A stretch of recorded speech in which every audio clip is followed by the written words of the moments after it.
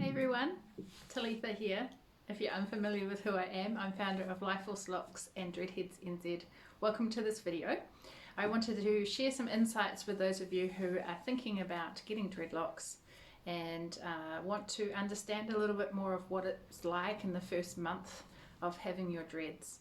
So this is particularly helpful for those of you who have just gotten dreadlocks and for those of you who are considering getting dreads. No doubt by now you've probably been inspired by lots of photos online or people around you that have dreadlocks, and maybe you've done some research and you've been looking on YouTube and watching videos and consuming content, and you might already know some of this stuff. And if so, awesome. If not, this is perfect for those of you that haven't done much research at all. And again, I only speak from experience, so everything that I share in all of my video content comes from my own experience, my own research, and there are many different methods and there are many different trains and schools of thought out there. This is just mine. So you've considered getting dreadlocks and you've either just taken the step to get dreads and you've got your baby dreads, they're all new, or you might be booking in to see somebody. You might be booking in to see me. And these are the things that you might expect in the first month or two of your dreads journey. Depends on how your dreads are created. So I use a crochet hook and I've done videos on that. You can check that out on my YouTube channel and the benefits of crochet hook method. But let's just say that the method that you're going to get your dreads is crochet hook method, because there are other methods like backcombing and palm rolling and waxing and chemical dreadlocking and interlocking and all sorts of ways.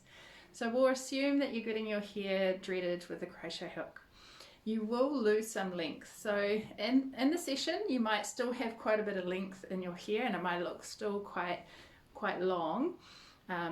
Over the period of the month, in fact over the periods of month 1 to 6, your hair does a lot of transformation. So in the first month you might actually lose a little bit of length. Maybe it might not be that noticeable as your hair starts to firm up and tighten up and gather. Okay, so do expect some hair length lost, and do expect sometimes the hair to be puffy and fluffy or big and bulky, depending on the technique that the loctician does with their crochet hook. It may be really tight and thin and spindly, or it may be quite loose and sort of a little bit more full. So do expect both of those spectrums. Depending on the type of hair that I work on, I'll either have softer looking dreads or I'll have medium density tightness dreads. I try and lock up my dreads about 90% locked up, but it's dependent on the hair type as well. So do expect over the first month your hair to loosen. Okay, so there will be a little bit of that, especially after your first wash. Do expect that the roots, when you wash your hair after your 4 weeks or your month, that the roots will get fluffy and will get a little bit like my hair at the moment. So do expect that. Expect some flyaways, expect some fuzz. That's all part of the process. And over the period of a year, 2 years, your hair will develop and change, and it will firm up and it will start to become less frizzy, less fluffy. Some people have a lot of fine baby hairs around their face, and sometimes it's just not possible to pull in those really fine hairs into the dreadlock. So my advice is to embrace that, embrace your hair, embrace what it looks like, and just come to an acceptance. If that really is going to annoy you, then it's probably best to come to a place of acceptance, right? I naturally have really coarse and dry hair, and so it's part of my acceptance that I'm not going to, if you can see here, that I'm going to have frizziness and fluffiness, and that's just a part of it. Okay, so you've got buff, you've got loose dreads, and you've also got the tight dreads. Come to expect some tension at the scalp. Okay, so even in your sitting you might experience tugging, pulling the crochet hook. It depends on the technique the person's using. I usually start off the scalp so it's gentler on the scalp, and down the track you can tighten it up if you wish. I find that when you start off the scalp it gives it a bit more of a softer look as well as comfort for my clients.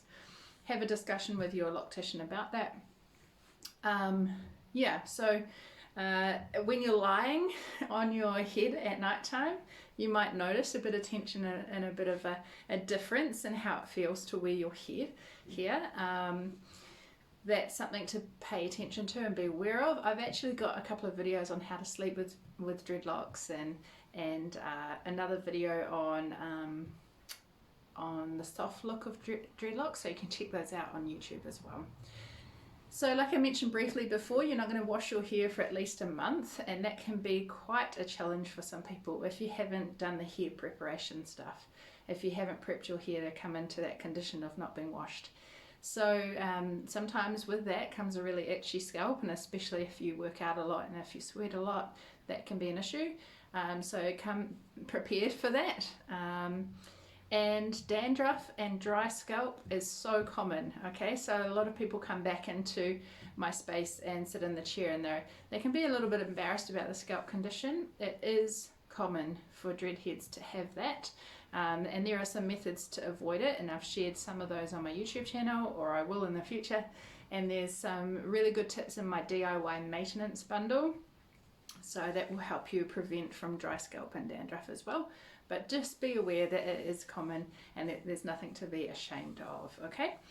So what have we got? I've got a little list in front of me to make sure that I've ticked off the things that I wanted to share.